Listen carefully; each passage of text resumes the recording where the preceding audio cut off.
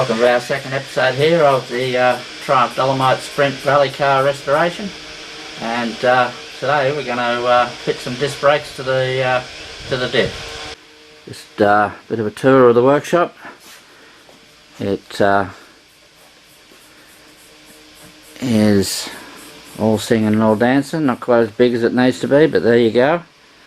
Well, this is the contents of the rear disc brake kit that I've purchased to convert the drum brakes on the rear of the dolly to discs.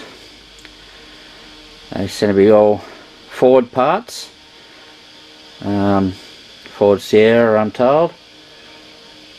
Some calipers, handbrake cable, some pads, rotors themselves, and sundry other bits and bobs. Now the challenge is to work out how they all go together. I also purchased some front tie bars that are adjustable so that I can adjust the caster on the front. That's for another time. So let's get started. Alrighty then, let's get started on this. Get this old drum brake off.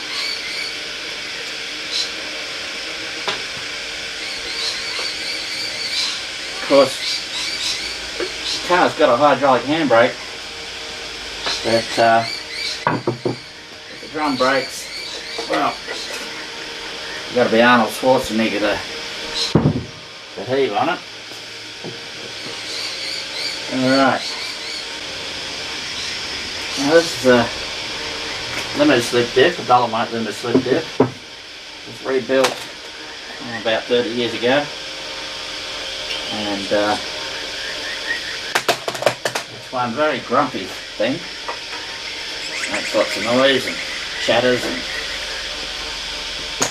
drives a bit like a welded up diff. Even after 30 years of motorsport. That does the job. That's the important thing.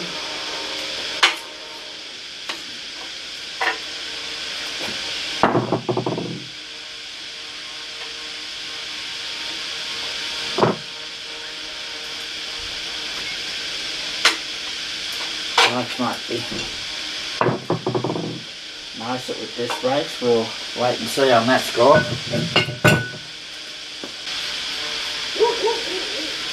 Next wheel. And do all these bolts here. There's no instructions with these fitting of these disc brakes, so I'll have to use my own initiative. The real man don't read instructions anyway, so it would have been pointless.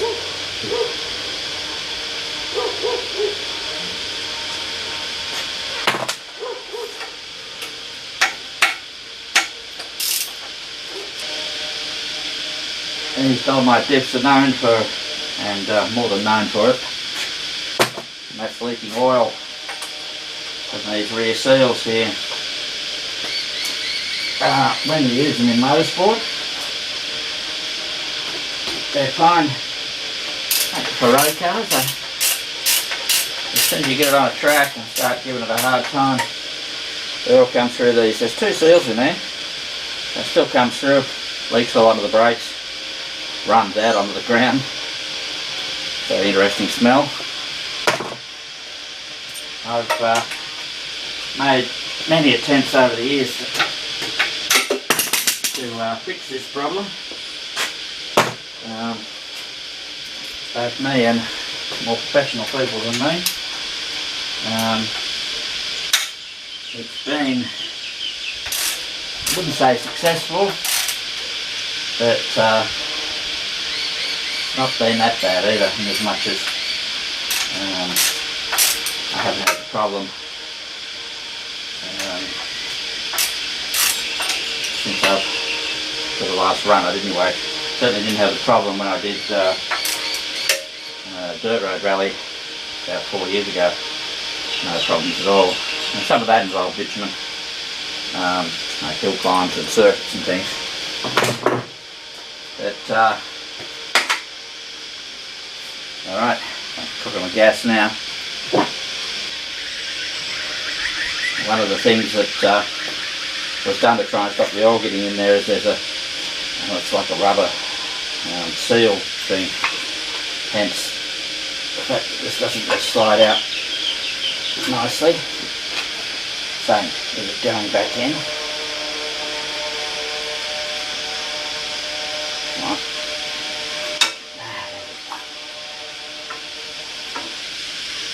One axle out. Well, I've been off and got the new seals, so just gotta whack it in there and should be right. And what we're going to do here is put some grease on here, rubber grease, and put this new seal in, appropriate size socket, and we'll just tap that in with a bit of luck.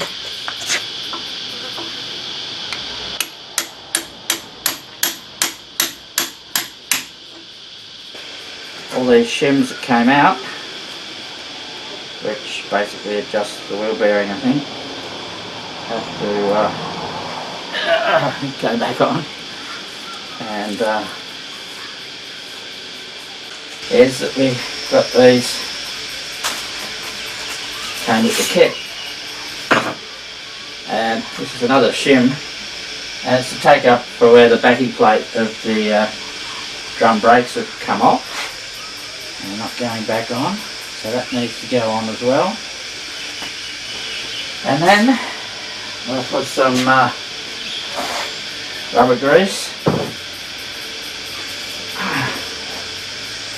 around this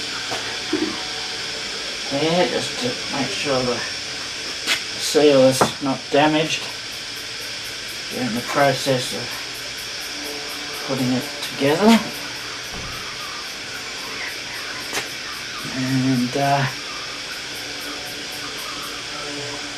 we should be ready to rock and roll.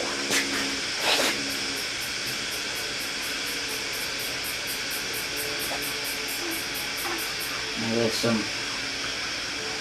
mylophane sort of baffles that I put in here many years ago in one of my attempts to fix the oil leak problems. And then, oh, there we go. Well, it's a bit odd without the backing plate on there, but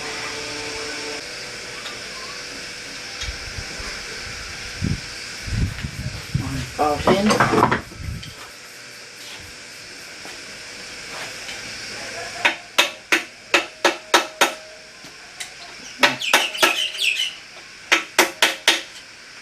Flange on there like that. Now, also, got the chain with the kit. And this very nicely piece of machined up bracket that's going to hold the caliper on. I think some longer bolts came with it. Bolt this on. Hope. That's right.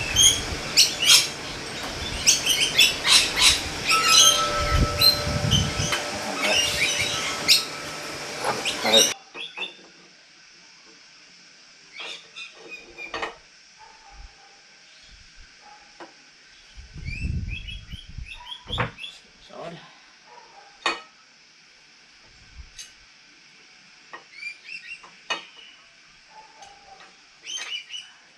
Alright.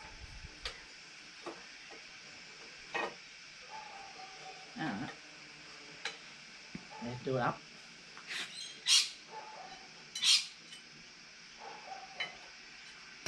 The Toyota there that I've got, the rotors just sort of sit there. The wheel holds them on. Modern technology, eh? Alright, that's the rotor on. at that. It's pretty good. On a Triumph, you just pull the pins out, slide them in, and all the joy and happiness. But I can't say I had that experience with these. But maybe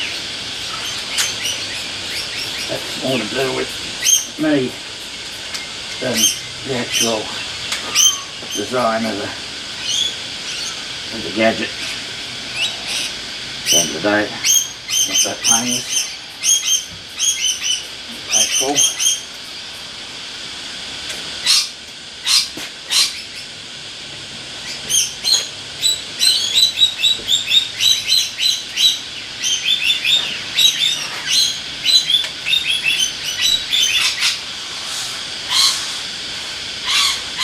Like I said,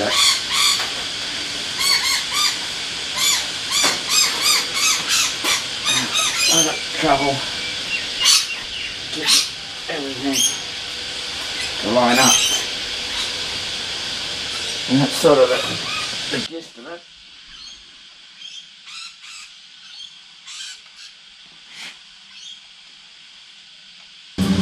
I've owned British cars all my life until the Toyota.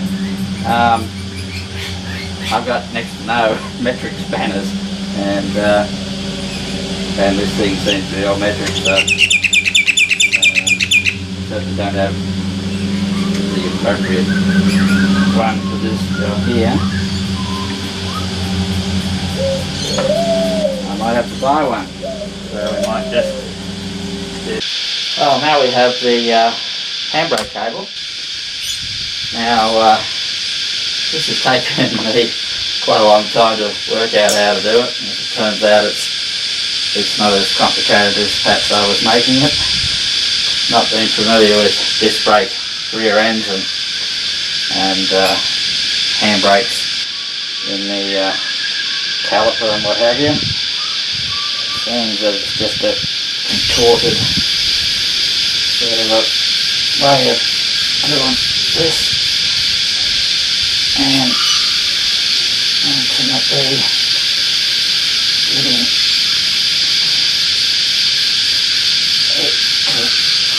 it's manhandled on there.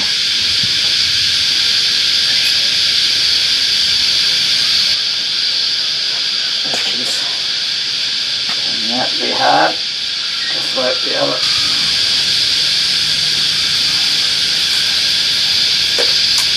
There you go.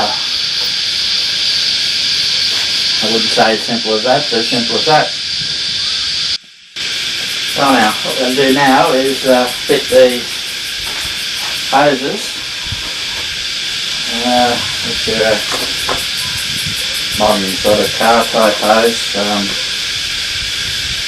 not like an old Triumph, that's for sure. It's just a matter of undoing this and putting the washer either side. I have worked on the Toyota and they've got the same sort of fitting.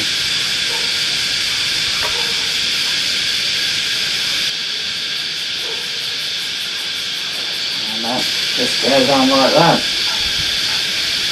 I will just nip it up, but the exact orientation of where it's going to go is still to be determined until I work out where to bracket it on and where the plumbing will go and what have you.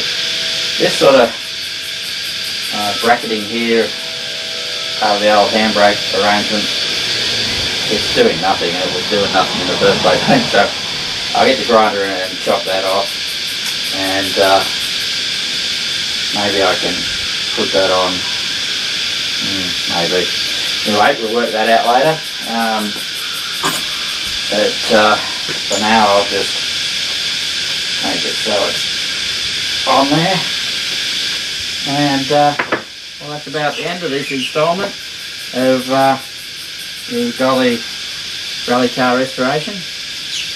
Tune in, same duck time, same duck channel for more next time, which will probably involve putting this dip in the car. Can't do a lot much else to it until a welder's been to weld up some fatigue cracks and some various strengthening that I want to do on it. So I can't put the front end in and the subframe and all that until then. So bye for now.